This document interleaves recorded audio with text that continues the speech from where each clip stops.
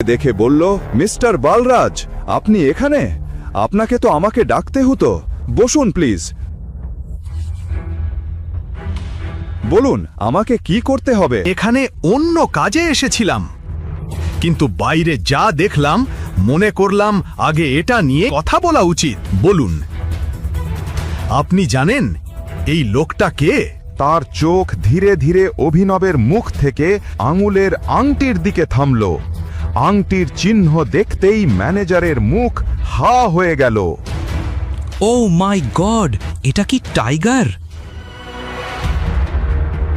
কে? ও সেই টিমের শেষ সদস্য, আর আপনি সেই টিমের ক্যাপ্টেন টাইগার। আমি ভীষণ দুঃখিত, আমাকে ক্ষমা করুন। টাইগার, আমি আপনার জন্য কি করতে পারি? এর কোনো প্রয়োজন নেই। শুধু একটা জিনিস মনে রেখো, আর কেউ যেন না জানে যে আমি টাইগার। জি স্যার।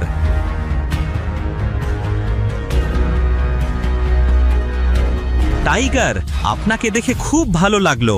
এখন যেহেতু আপনি ফিরে এসেছেন, আপনি অবশ্যই আমাদের সমস্যার সমাধান করে দেবেন। সেটা তো করবই, কিন্তু প্রথমেই আপনাকে আপনার স্টাফদের একটা শিক্ষা দিতে হবে। কারণ আমি যদি আমার নিজের স্টাইলে শিক্ষা দিই, তাহলে আপনি জানেন কি হতে পারে? কি হয়েছে? তারা কি করেছে? আর অভিনবের সঙ্গে যা যা হয়েছে সে সব কিছুই সে ম্যানেজারকে বলল। ম্যানেজারের রক্ত গরম হয়ে গেল।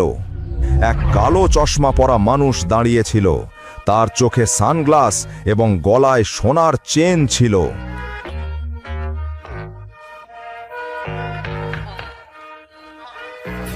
আমরা এখনই খবর পেলাম যে টাইগার ফিরে এসেছে।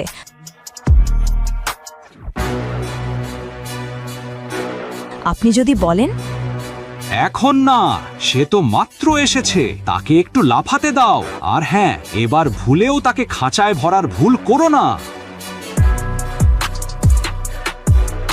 এখন দেখা যাক কি হতে চলেছে। ম্যানেজার প্রণবের সঙ্গে কি করবে? আর এই মানুষটাকে যে শুধু টাইগারের নাম শুনেই নতুন প্ল্যান বানাতে শুরু করেছে। টাইগার।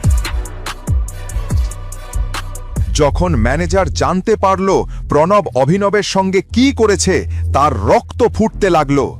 যদিও তার মাথা ব্যাংকের কম্পিউটার চালাতো, আজ তার হৃদয় থেকে গুলি বেরোচ্ছে। তার সাহস কিভাবে হলো? আমি এখনই ওকে দেখে নিচ্ছি। সে প্রণবকে গুলির গতিতে তার কেবিনে আসতে বলল। ঠিক তখনই প্রণব এসে গেল। তুমি কি করেছো? কে তোমাকে বলেছিল এই ভদ্রলোকের আনা চেক ছিঁড়তে? স্যার, এই লোকটা একটা ডেলিভারি বয়। নকল চেক নিয়ে ব্যাংকে এসেছে। আমরা বুঝি লটারি